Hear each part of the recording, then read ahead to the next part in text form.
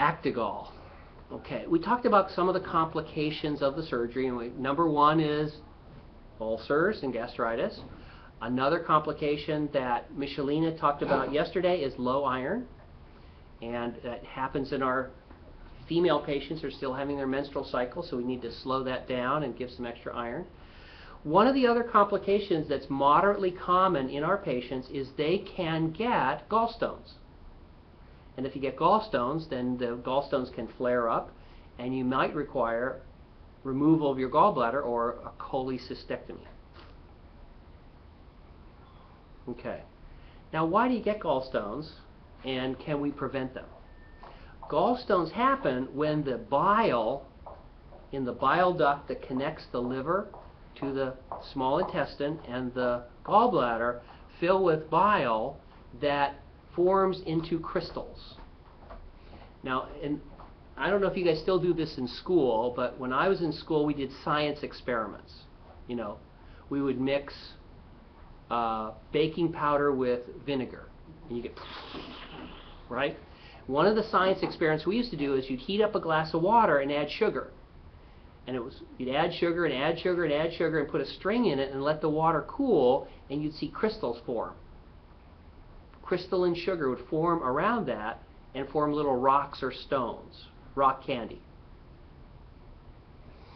As the water cooled, the sugar came out of solution and formed crystals.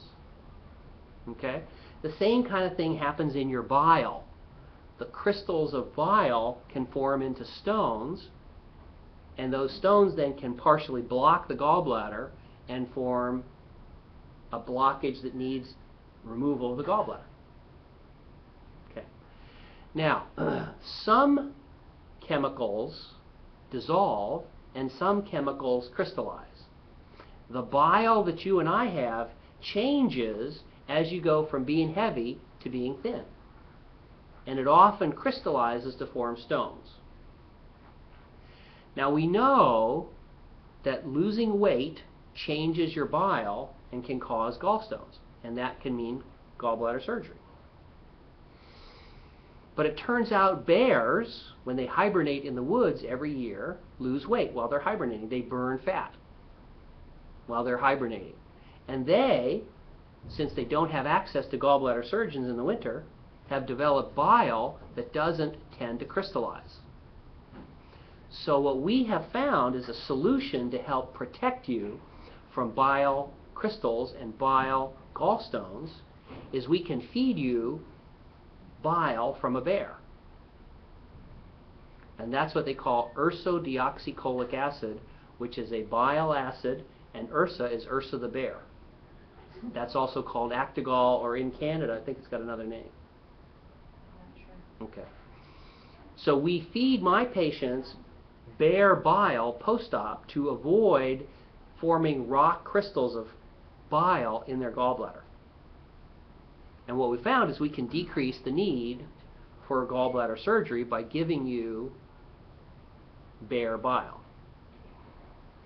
Now, if you don't have a gallbladder, your question was, should you still take bear bile? And the answer is, rarely gallstone crystals can form in the common bile duct even though there's no gallbladder. And if you get a stone in the common bile duct, it's 10 times more serious than a stone in the gallbladder itself. We have had several people develop gallstones in the common bile duct after the surgery, and it's led to diagnostic problems because the local doctors and specialists couldn't figure out what was going on, and led to surgery and a lot of medical tests and problems. So because of those patients, we now recommend that even if you don't have a gallbladder, for the first 6 months or so, you take the gallbladder bile from a bear. You can let me hunt bears again? Can you get me some? Oh, yeah. Now, we had one of our patients who was a very strong animal rights person. And when she found out that we were feeding her bile from a bear, she got very upset. And I said, well, yes, we go out and find hibernating bears and harvest them for their bile. And she was, what? Very angry. I said, no, I'm just kidding, because they found what the chemical is and they synthesize the chemical. We don't bother bears anymore. So she was okay with that. But for a while she was pretty livid. She says, I want to know if I'm eating animal products. We have enough bears in Canada. We can probably export them. Send us a bear. We think it's easier to get your bear bile from the pharmacy rather than getting it directly from the bear. But he had to, he would do it for me. Oh, well.